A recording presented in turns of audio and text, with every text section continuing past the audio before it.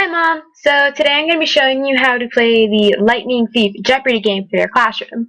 Essentially what I'm going to be doing is an overview of how to navigate the board, what things you should and should not click, how to adjust your scores, so say if one team you accidentally gave them extra points, how you can adjust for that, and then how to play the final Jeopardy, so that kind of the end game after you fill out the regular board. So this is your pre-screen before you actually get to your home screen with the board on it, and this is where you adjust like how you want the game to actually be played. So you have how many teams. For our example, we're just going to say 2 teams, and right here it asks if you want to use a timer or not. If you want to make it a bit more competitive, I would definitely suggest doing that, and you can adjust it by either going up or down how many seconds you actually want. For the sake of the example, we'll just say that we want 20 seconds, and the buzzer will go off at the end of that 20 seconds. And we'll also say that we want to do the final Jeopardy. So go play. So this is your game board, and as you see here up at the top, these are the categories that you have. You have 1-point questions, 5-point questions, more 5-point questions, 10-point questions, and the toughest questions ever at 15 points. Up here in the top right corner, you see that you have your scoreboard. It's hyperlinked, so if you want to actually adjust the scores throughout the game, you can always go up right here. And your final Jeopardy questions right here. But anyway, so say you have Team 1 wants more 5-point questions, second row. You'll just click on that, and your question will pop up. The question will always be at the top. You have your lovely timer clicking away in the corner, no pressure. Your home board right over here, it lists your the points for the question at the bottom.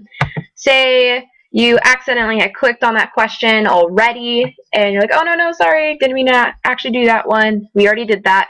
You can always click back to this main board, and it'll be X'd out. However, if you had accidentally clicked out, you can also click on it again. So you are able to go back and forth on that question if you need to go back.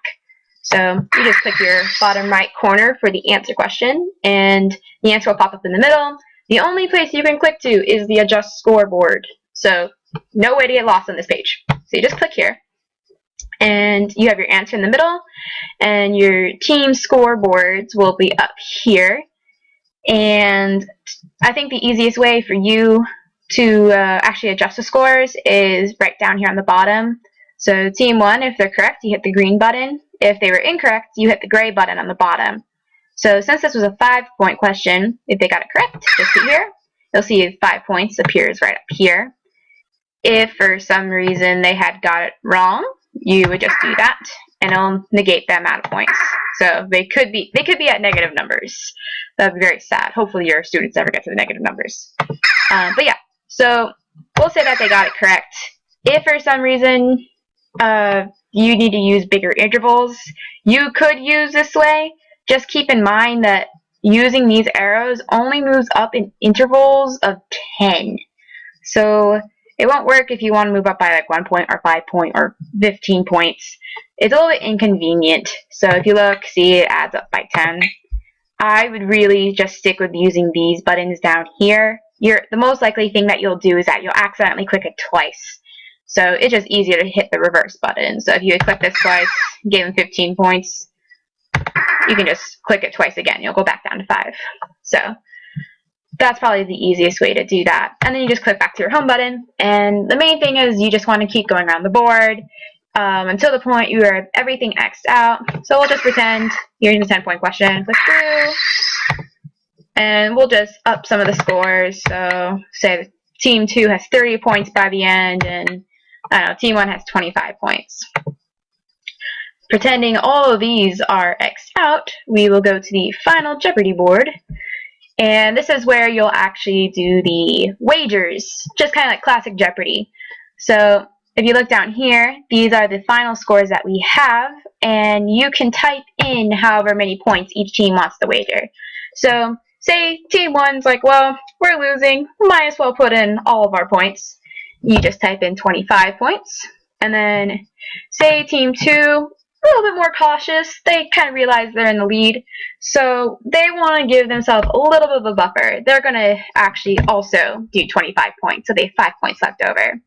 So you just make sure you type these 2 scores in, And then you go to the question in the middle. So your question will pop up like normal. You ask both teams, okay, discuss your answers, and then they'll give you the answer. Answer here is the Minotaur horn. Like always, you go to your adjust scores, and say team 1 got the answer, I don't know, let's say they got it correct. So say team 1 correct, they have 50 points. Yay! Say team 2, even though they were cautious, got the answer incorrect. You say team 2 wrong. They will also have lost 24 points because they wagered that. And that will be your final score. Team 1 will have won with 50 points, and Team 2 would have lost at 5. Honestly, if that's your final score, that would be a little bit sad because you have so many more point options, but for the sake of example, that's kind of how you play it. As you've noticed, there's no way to get back to the main board at this point, and really you don't need to because you would have X'd out of everything.